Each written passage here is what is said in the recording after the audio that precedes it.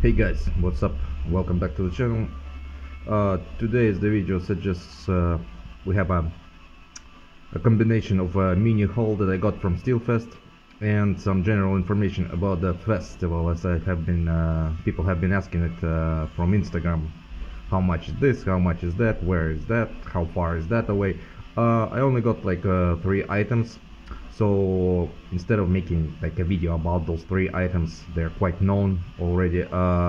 Decided to make a video about the items and a bit of information there. So today we're not drinking a beer. We will be drinking a beer in the next one, and today we're just drinking a bitter tonic, lemon, non-alcoholic. So yeah, I'm doing this because like I said, I've been asked.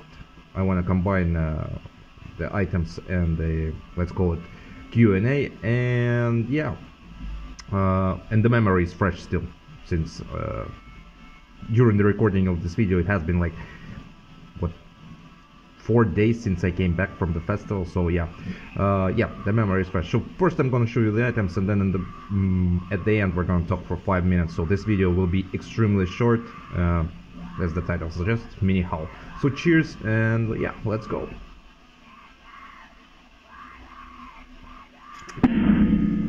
Bitter fucking lemon taste. It's very sunny outside, the curtains are closed, but there might be some fucking glare still. So we're going to start with a sort of an exclusive item to the festival, but you could also order it online, and it's a CD, and it's going to be this one. I took the covers out to avoid the glare from the plastic case. So yeah, a lot of you know the band logo. Of course, I'm talking about the mighty Satanic Warmaster from Finland, and his new exclusive single called Baphomet. So like I said, it was kind of exclusive to the festival and kind of not exclusive to the festival, because you can still get it online. I don't know the limitation, but there were plenty enough to grab. Also, on Sunday they had like sort of a barbecue on the festival. Basically, you had to pay additional money, I think, to get there. I didn't go, and you could eat like pork, and in the background they would play the new album, as I understood, not only the single but the new album. As you can see, Baphomet taken from the upcoming Satanic Warmaster album Among Gandra. So 3 tracks. Of course, legendary one-man project from Finland, established in 1998, run by one dude, Werewolf. Werewolf also has this label here, Werewolf Records, that was presented on the festival as a separate booth. You could order items there, buy items, pick up the pre-orders, I think, as well. Yeah, so the guy was running around, and he also did first show in 3 years on the festival. So what about this one? Is Baphomet good? Baphomet is extremely good. It's sharp, fast. It actually feels a bit more fresher than his older stuff, in my opinion. It's like it has this black and rollish kick in the balls feel to it. It has classic riffs. It's basically classic Finnish icy black metal. So yeah, you don't need to like hear a lot about Satanic Warmaster. Everybody knows it. Some call it controversial, some don't call it controversial, but the project in general is extremely good, extremely cult. It's been around for a long time, and it proves why it's here for a long time to come, even more. So the first version, there are 2 versions of the same song here, and of course Infernal Armageddon. I'm not going to talk about the Infernal Armageddon, but I'm going to say one thing that is interesting. Both versions are worth of being on this album. So let's take actually a good look at the CD. Like I said, there's glare, so I'm going to put it like this. As you can see, the CD is done extremely good. Some effort went into it, and it can be appreciated, because some CDs you usually buy, they're bland as fuck. Here you can see that it's a single worth buying even for your collection. So the first version of the song is of course from the upcoming album, and it's very good, it's very crisp, it's very high quality production is put into it. The second version and the third song, Atomic Stripe version, it's basically very raw, unpolished variation of the first song, and it's quite interesting because both versions are good. I, for example, can't decide which one I like better, the first one or the second one. Maybe, and depends on your mood. If you're in that mood, you can listen to this one. If you're in another mood, you can listen to the second version, which is, like I said, unpolished and raw version of the song. Extremely good stuff again from the master here. And let's take a look at the cover. Also, the cover is done also very good. The infamous logo, everything is sharp on the spot. You can't expect anything like less than this from Satanic Warmaster. It's always on the top.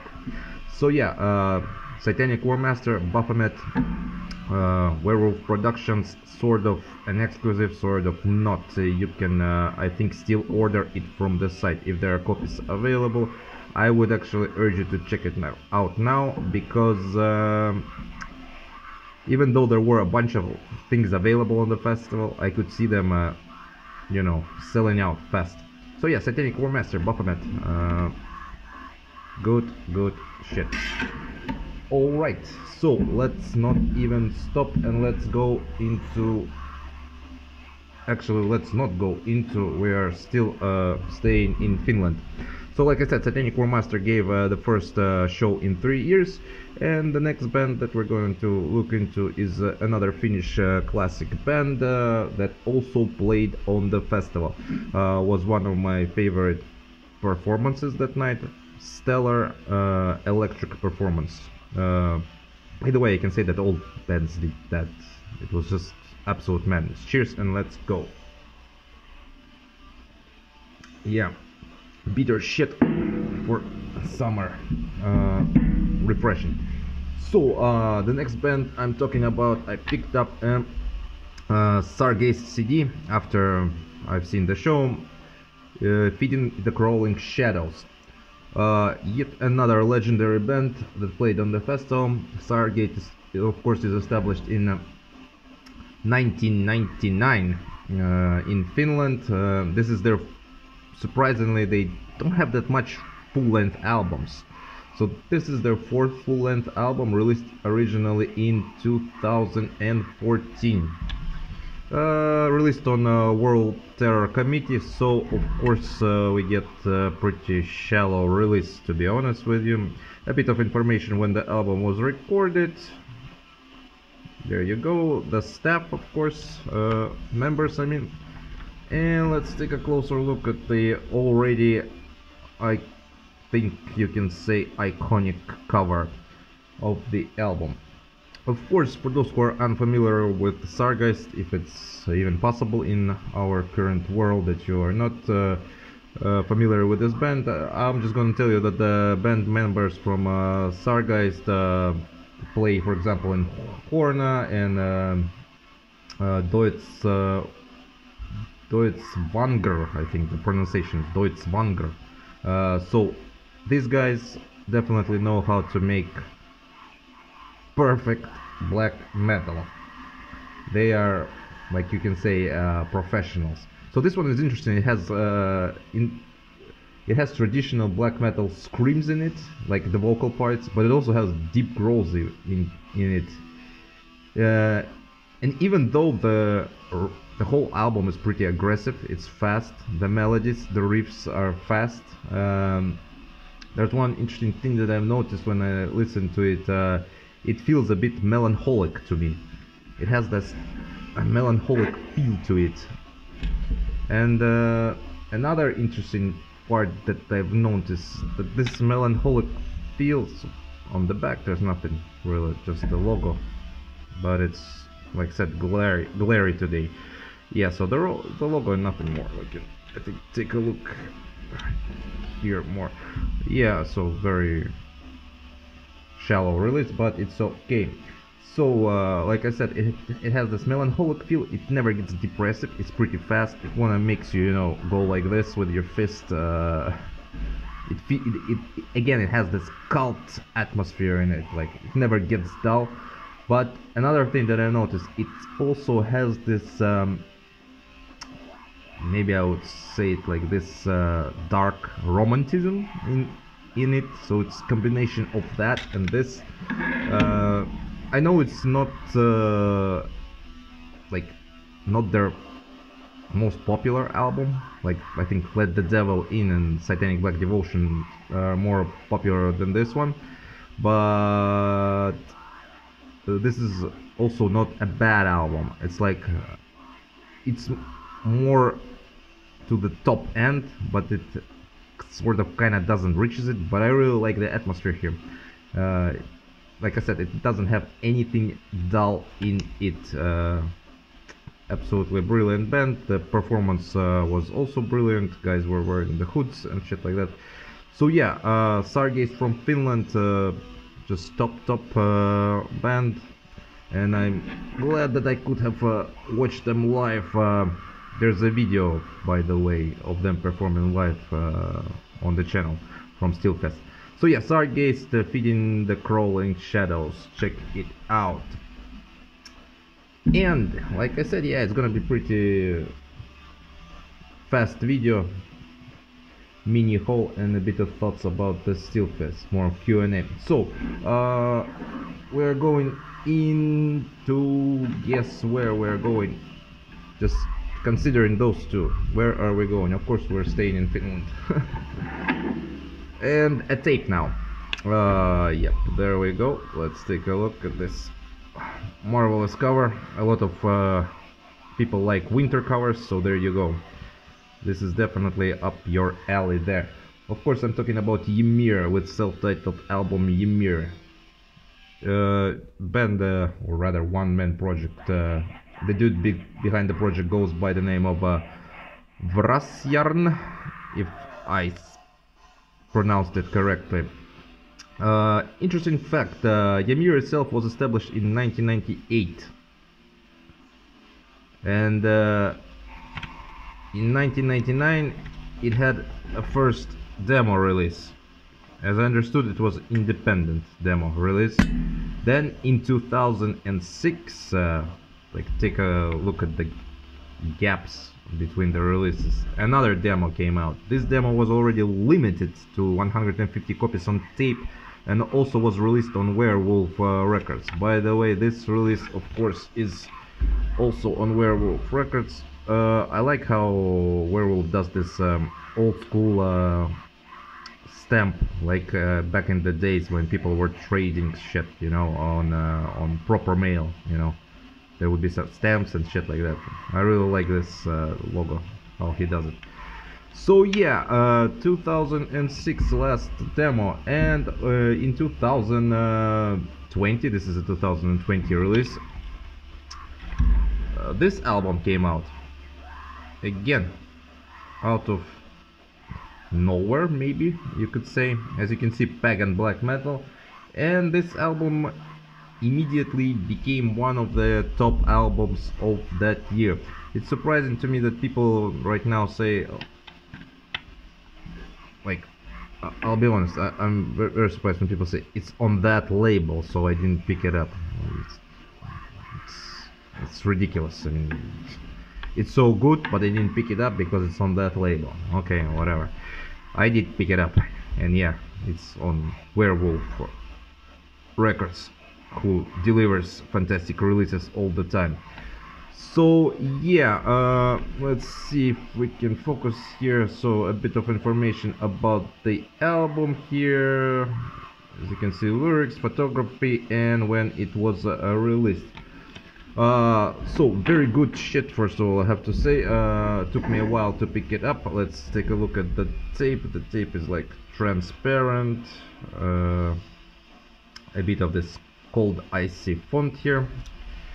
Now about the music, it's murky, it's frostbitten, yet it's fast, yet it has a bit of atmospheric black metal into it in it for sure. Repeating, repetitive, mesmerizing riffs, plus aggressive blast beats. Overall, the whole thing feels like it's good quality worship of the 90s black metal. Lyrically, this is like an homage to pagan ancestors. So it's very, all lyrics are about paganism. So don't be an idiot when you say it's on that label, you know. Come on, whatever. Like I said, one of the top releases in 2020. This is Ymir from Finland with self-titled album. If you haven't heard this masterpiece, I highly urge you immediately check it out. If you're afraid of buying stuff online, go listen to it on YouTube. I'm sure you will find this masterpiece there. But in general, go support the bands and buy shit from the labels, because then you're risking to run out of the labels and to run out of the bands to support if you're gonna cancel everything. So yeah, this is the last item. Ymir, self-titled, Werewolf Productions. Amazing stuff. So now about the festival. I'm gonna try to talk really fast. Had a few questions, I'm gonna try to answer them. So this year only it was 4 days instead of 2. Usually it's Friday and Saturday. I went only for 2 days because I had the original tickets. I didn't bother, you know, upgrading them and shit like that. I went on Friday and I went on Saturday. Met a lot of cool people, guys. Cheers to everybody I met, to everybody who said hi, and to, you know, thanks for hanging around. Cheers. The festival is located outside of Helsinki. So you come to Finland, you come to Helsinki, you need to travel 50 kilometers by train. The train ride is approximately 45 minutes, so it's pretty fast. When you arrive to the city of Hyvinka, if I pronounce that right, the festival is basically right there in front of you. You have to walk like maybe 400 meters to get to the festival. Now, there's an area for tents, which I don't suggest because, for example, the weather was like on and off when I was there. It was cold, then it was hot, then it was raining, then it was hot again, then it became extremely cold again. So, you know, typical Finnish weather. There is also accommodation in the school. You can get like basically sleep in the school. There are toilets, showers, lockers, but you need to bring your own sleeping bag and sleep on the floor, obviously with a bunch of people. My friends didn't go this year, so fuck you guys. Yeah, I went alone. I had the school accommodation, but I was lucky enough to upgrade it to the hotel. As I understand, there are 2 hotels in the area. One is a Scandic hotel, which is 400 meters away from the festival. So basically, it's a perfect place for you to stay. But it's, as I understood, it's pretty limited. It's small, so that it usually sells out the first. The second hotel is bigger. It's located around 2 kilometers, maybe 2.5 kilometers away from the festival. You have to walk there. That one is called Sveitsi Hotel, and it's located in the forest area. There's a national park nearby, so you can take a walk into the park, like a real proper forest, which is cool. But keep in mind that you have to walk there and back, but not all the time. Every hour there is a bus from the hotel that drives to the city, so you can catch a bus. But of course, buses don't work till midnight or whatever, or I think they work till 10 o'clock even, so the last bus will be 10 o'clock, so you can't come back. You can go there, for example, if you time it correctly for the bands and shit like that, but you can't come back. What else? So on festival, food is from 12 euros to 15. I've never seen any higher prices than that. Hamburgers, pizzas, and just regular food like French fries with some meat. Everything was from 12 to 15. Drinks are a bit fucked up. Price on a beer, that is a big one, 0.5, 9 euros, and the beer is pretty much your average lager. Heineken, small one, was so small one is 0.33. It was 5 euros for a can, also pretty big. But there's a shop nearby, so you can go out, have a drink, have a, you know, some food, come back to the festival.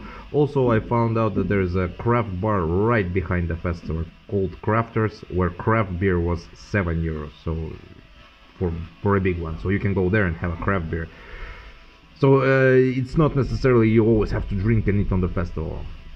Merch wise, a couple of boot stands, Werewolf Records, official festival stand, some Brazilian guys brought their own stuff as well. There were quite a few. Prices, CDs 10 to 15, no, 10 to 12 are the CDs, tapes are 10. Vinyl, depends on what you're buying. In Werewolf Records you could find vinyl like for example Watana on red, right, on red vinyl, so that one was 50 euros. So you could find some rare stuff there and it would cost more.